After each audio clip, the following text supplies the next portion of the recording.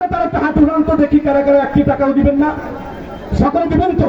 হাত দেন পকেটে। প্রত্যেকে স্বেচ্ছাসেবক ভাইরা, দায়িত্বশীল ভাইরা, প্রত্যেকে আমরা সাধ্য অনুযায়ী সহযোগিতা করব, কেউ বাদ থাকবো না ইনশাআল্লাহ। কিছুক্ষণের মধ্যে আজান হয়ে যাবে। প্রিয় দায়িত্বশীল ভাইরা, আমরা এখান থেকে আমরা অজু নামাজের বিরতি দিব। এর পূর্বে আপনারা কেউ যাবেন না, প্রত্যেকে বসেন। আমরা দেখিয়ে দিব ইসলামী আন্দোলন সুশৃঙ্খল সংগঠন। কথা বলেন ঠিক না ঠিক? এত বড় যদি কোন সমাবেশ স্বৈরাচার বা অন্য কেউ, বিশেষ করে যারা ক্ষমতার মোহকে কাজে লাগিয়ে ব্যবসা করে, দেখতেন কত হুড়াহুড়ি, কত কিছু হইতো। কথা বলেন ঠিক না ঠিক? ইসলামী আন্দোলন সুশৃঙ্খলা বিশ্বাসী আমার প্রিয় ভাইরা, প্রত্যেকে আমরা অন্তত 10টি টাকা আমরা ইনশাআল্লাহ দেব। স্বেচ্ছাসেবক ভাইরা, আমাদের দায়িত্বশীল ব্যতীত, স্বেচ্ছাসেবক ব্যতীত অন্য কেউ কালেকশন করবেন না। আলহামদুলিল্লাহ, আল্লাহ তাআলার দরবারে শুকরিয়া।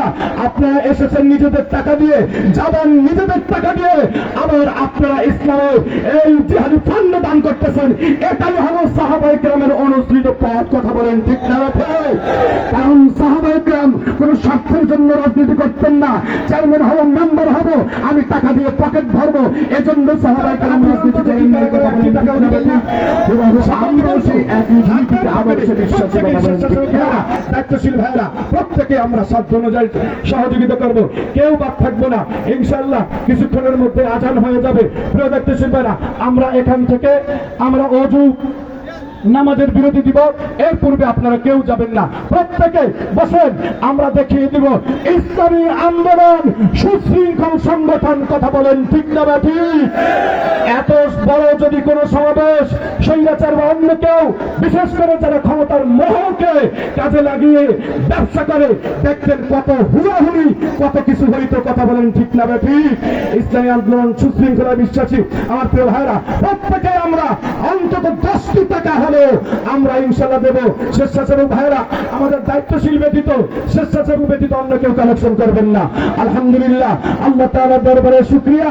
আপনারা এসেছেন নিজেদের টাকা দিয়ে, যাবেন নিজেদের টাকা দিয়ে, আবার আপনারা ইসলামের এই জিহাদি ফান্ড দান করতেছেন। এটাই হলো সাহাবায়ে কেরামের অনুসৃত পথ। কথা বলেন ঠিক না ঠিক? কারণ সাহাবায়ে কেরাম কোন স্বার্থের জন্য রাজনীতি করতেন না। চেয়ারম্যান হব, মেম্বার হব, আমি টাকা দিয়ে পকেট ভরবো, এজন্য সাহাবায়ে কেরাম রাজনীতি করেন নাই। কথা বলেন ঠিক না ঠিক? আমরাও সেই একই নীতিতে আদর্শে বিশ্বাসী। কথা বলেন ঠিক কিনা?